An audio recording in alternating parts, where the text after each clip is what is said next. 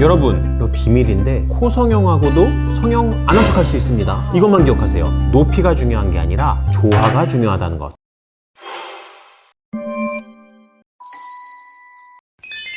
안녕하세요. DI 성형외과 닥터는 코익 정현희 원장입니다. 코 성형을 결심하는데 망설여지는 이유가 있으신가요? 부작용 같은 건 제가 늘 말씀드리는 원칙에 맞춰서 수술 받으시면 흔한 거 아니거든요. 수술 잘 받으시면 재수술하시는 분들 생각보다 많지 않거든요. 이걸 아시는 분이라면 아마도 망설이는 이유 중 가장 큰 건 수술하고 성형수술한 티가 나는 부자연스럽고 어색한 코가 될까봐일 거예요. 수술하고 나서 코가 원래의 코와는 다르게 어색한 모양이 되어버리는 그 이유에 대해서 알고 나면 이거 피해갈 수 있어요. 사실 의사라고 해서 다 하는 거 아니거든요. 그래서 환자분도 꼭 알고 계셔야 돼요. 주위에 코 성형한 분들 계시면 한번 유심히 보세요. 수술 안 한 것처럼 자연스럽다면 대체 왜 자연스러운 건지, 그리고 어색하다면 왜 수술한 티가 팍팍 나고 부자연스럽게 느껴지는지. 많은 분들이 오해하고 계시는 게 있어요. 전문가들도 이런 생각하기도 하거든요. 자연스럽기 위해선 변화량을 줄여야 된다. 물론 이 말도 일부는 맞아요. 어느 누구든 자신의 원래 모습에 가장 익숙해져 있기 때문에 변화가 적으면 당연히 자연스럽게 느껴지죠. 그래서 수술 목표에 있어서 너무 고민이 된다면 변화량을 줄이는 것도 그 방법 중에 하나일 수 있어요. 변화가 적으면 수술 받기 위해서 들인 비용과 노력이 아까울 수는 있지만 원래의 모습에서 크게 변하지 않았기 때문에 그 결과를 받아들이는데 큰 문제가 없거든요. 하지만 잘 생각하셔야 하는 게 성형은 본인이 컴플렉스라고 느껴지는 점에 대해서 어느 정도 변화를 만들어냄으로써 남들도 알아볼 수 있을 정도의 차이가 있어야만 좋은 피드백도 듣고 기분도 좋고, 그래서 결과에 만족할 수 있는 거거든요. 나 혼자만 수술한 거 알 정도로 변화를 줄여버리게 되면 고생은 다 했는데 돈도 들고, 근데 막상 주위에서 아무 반응도 없으면 만족도가 떨어지게 돼요. 그래서 확실하게 해야 되는 게 있어요. 변화량을 줄일 거냐 아니면 자연스럽게 변화시킬 거냐, 이 두 가지 중에서 그 방향을 명확하게 설정하는 거예요. 전자의 경우는 간단해요. 그냥 변화를 줄이고 세부 규정 위주로 진행하면 되죠. 그만큼 수술도 쉬워지고 추가적인 술기도 필요 없어지는 경우가 많고, 큰 변화가 없으니까 주위 구조의 밸런스도 뭐 크게 신경 쓸 필요가 없죠. 그래서 수술하는 의사는 사실 목표를 줄이는 거 환영하는 점이에요. 근데 저같이 좋은 결과를 내려고 하는 의사는 좀 더 고생하더라도 환자분에게 더 큰 만족을 드리고 싶다는 생각이 들다 보니까 뭔가 좀 아쉬운 그런 결과가 나오더라고요. 그래도 미용적인 관점이라는 건 주관적이기 때문에 환자분께서 원하신다면 원하시는 바대로 수술해드리는 게 정답이죠. 그럼 후자의 경우는 어떻게 하냐? 자연스럽게 변화를 만들려면 두 가지만 잘 지키면 돼요.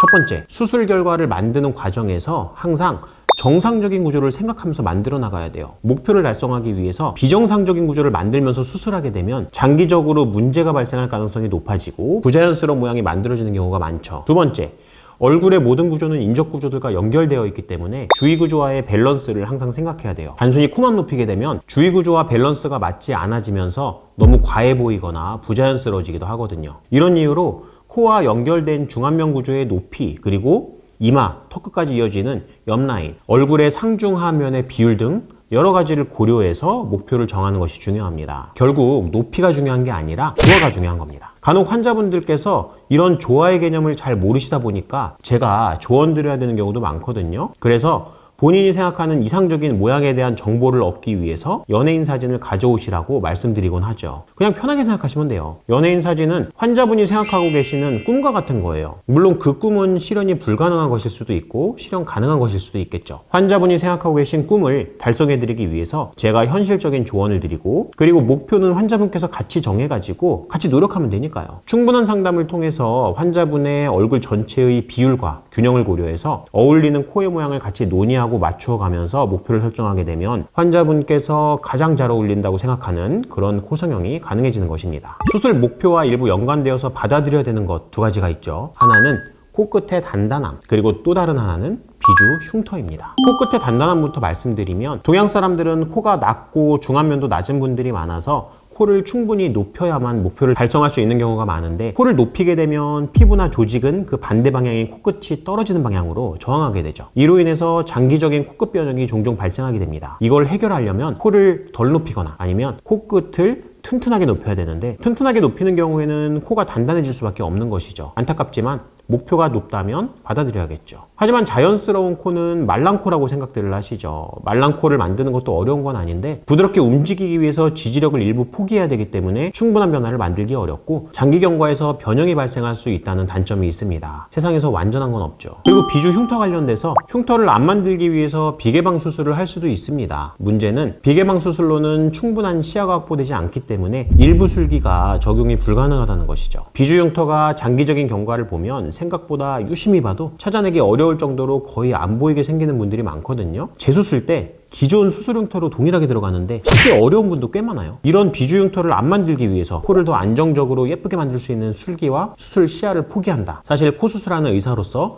썩 추천드리진 않습니다. 그리고 코재 수술로 가게 되면 더욱이 변수들이 많아지기 때문에 더욱 추천드리지 않습니다. 자, 그럼 이 정도로 마무리하고 저희 병원에 내원해 주셨던 환자분들 중에서 관련된 케이스 소개해드리고 자연스러운 코를 만들기 위한 비결에 대해서 간단히 좀 더 말씀 나눠보겠습니다. 첫 번째 케이스입니다. 코성형 첫 수술 때 보형물만 가지고 수술 받으셨어요. 이후에 보형물 위치가 변하고 코끝이 떨어지면서 이렇게 부자연스러운 느낌의 코가 되어버렸습니다. 코 수술 여부가 중요한 게 아닙니다. 코 수술 과정에 있어서 코의 정상적인 구조를 만들어가면서 수술해야 되는데 단순하게 생각하고 보형물만 넣고 귀여운 걸만 얹어주는 등 간단하게 수술하게 되면 이런 부자연스러운 결과를 낳게 되는 것이죠. 정면에서도 보형물 위치가 들리는 방향으로 이동하면서 약간 들창코 형태가 됐죠. 그래서 이상적인 느낌이 나지 않다 보니까 그냥 못생긴 코다 뭐 이렇게 생각하실 수도 있겠지만 한편으로는 뭔가 좀 부자연스러운 구석이 있습니다. 그래서 자가조직으로 이상적인 코끝 위치에 맞춰서 구조를 튼튼하게 잘 만들어드리고 정상적인 위치로 콧날개 홀들을 재배치해드렸고 코와 밸런스를 맞추기 위해서 귀족 수술을 병행해서 밸런스 잡아드렸습니다. 수술 후 보시면 코끝이 이상적인 위치로 잘 맞춰졌고 콧대 라인이 자연스럽게 연결되면서 수술을 했음에도 너무 자연스러워 보이죠. 중안면도 같이 보강하니까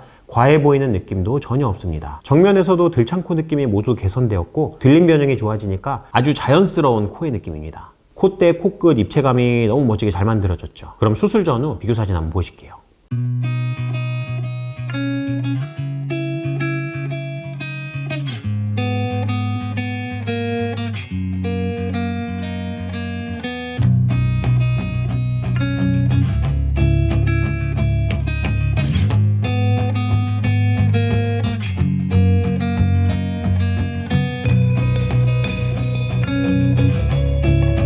두 번째 케이스입니다. 코성형 첫 수술 이후에 코끝 구조가 무너지면서 코끝이 아래로 처졌어요. 뭔가 마녀코 같은 부자연스러운 느낌이죠. 이렇게 변형이 발생하면서 정상적인 코끝 위치와 콧대 각도가 비정상적인 형태로 변하니까 부자연스러운 느낌이 나는 거예요. 정상적인 구조를 만들어 드려야겠죠. 무너지는 변형으로 인해서 생긴 문제라서 정면에서 보았을 때 한쪽으로 틀어지는 변형까지 발생했습니다. 코끝이 처지니까 화살코 느낌이 좀 나죠. 수술했느냐 안 했느냐와 별개로 이렇게 이상적이지 않은 코 모양을 가지는 경우에 부자연스러워 보이게 됩니다. 이분은 늑연골로 망가진 코끝 구조를 튼튼하게 만들어드리고 이상적이고 아름다운 형태로 연골을 재배치해드렸죠. 코만 높이면 자칫 잘못하면 너무 과해 보이는 느낌이 생기기 때문에 부자연스럽게 느낄 수 있겠죠. 그래서 중안면 수술을 병행하면서 밸런스도 모두 맞춰드렸습니다. 수술을 보시면 코끝이 이상적인 위치로 올라가고 콧대 라인이 자연스럽게 연결되면서 입체감이 만들어졌죠. 중안면도 같이 보강하니까 높아졌음에도 불구하고 아주 자연스러운 느낌입니다. 정면에서도 코의 축이 안면 축에 맞춰서 잘 배열돼서 틀어진 느낌이 개선되었고 콧대, 코끝 입체감이 모두 잘 살아났죠. 정면에서도 너무 예쁩니다. 그럼 수술 전후 비교 사진 한번 보실게요.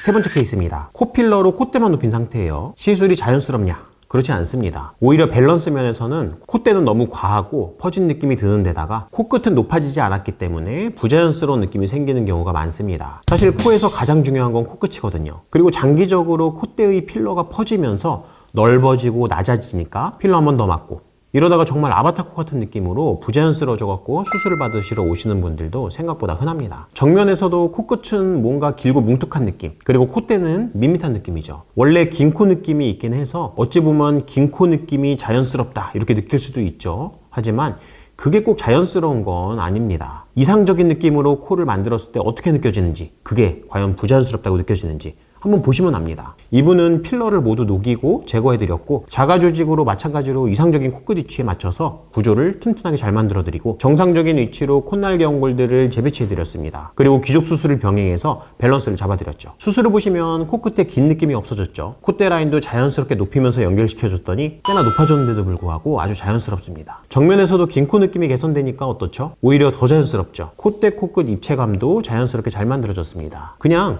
이렇게 높고 멋진 코를 가지고 태어나신 분처럼 수술이 잘 됐어요. 어때요? 수술할 만하죠? 그리고 수술 한 듯 안 한 듯 아주 자연스럽죠? 그럼 수술 전후 비교 사진 한번 보실게요.